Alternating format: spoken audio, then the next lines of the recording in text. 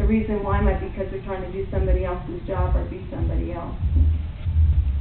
Then I had down, Johnny Appleseed knew his mission. He made the world a better place by planting apple trees. What do you do well? Give yourself to that. It's why you're here.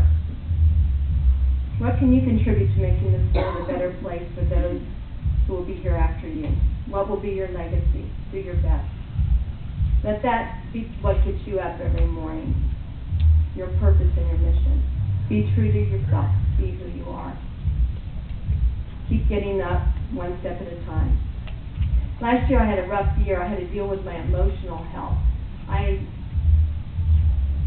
in the past, dealt with my mental health, my intellectual well-being. I went to school and got my master's degree, and then my spiritual development was coming along, and then with Body for Life I got physical, and then last year I realized that I need to deal with my emotions.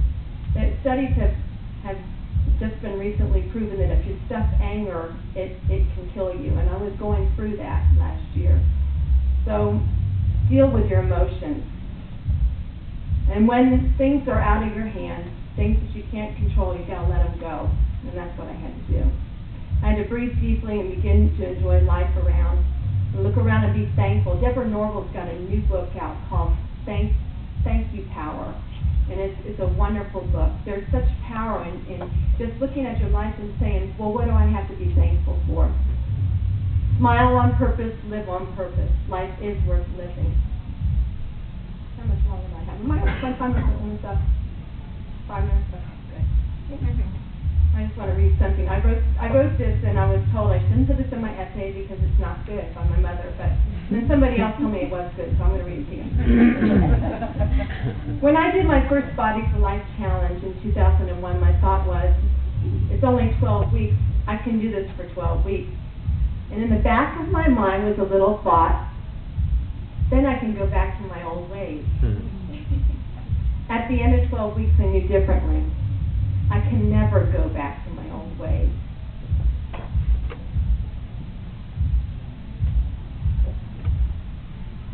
I don't want to be there. I don't want to be this person. I was turning into my grandma.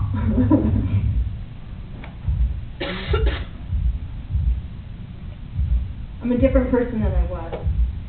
Successfully completing the Body for Life challenge changed me, and I'm changed for life. I now realize that I have a mission on this earth that no one else can fulfill. I'm taking up this place on this planet at this time for a reason. I was given a unique personality, unique gifts, and it's my responsibility to take care of me. No one else can do it for me. I alone am responsible for me. I found out that when I am my best, I have more to give.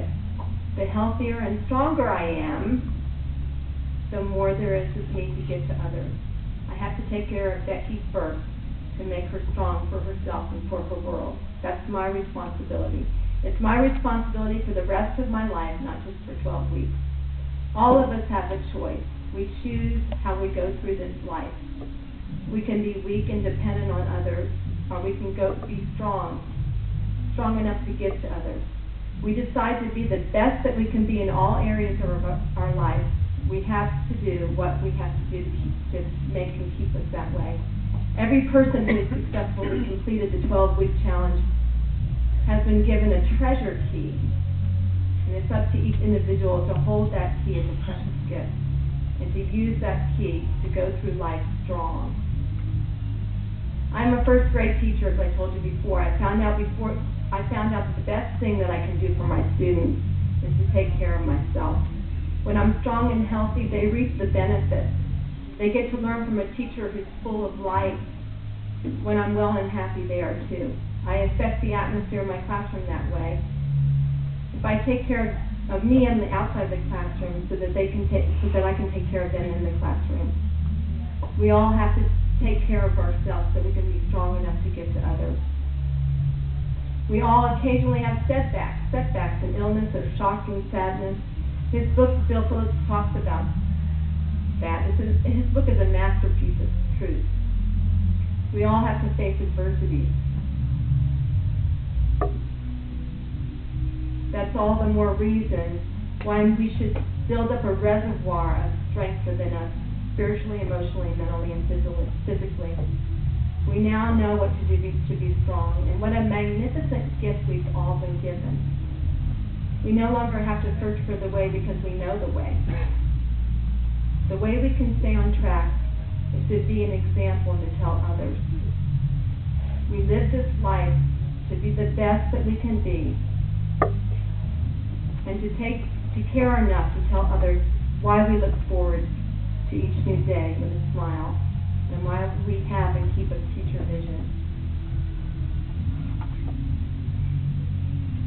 I've got so much more, but I'm out of time, so I just kind of want to end this with, remember to stay focused on your goals,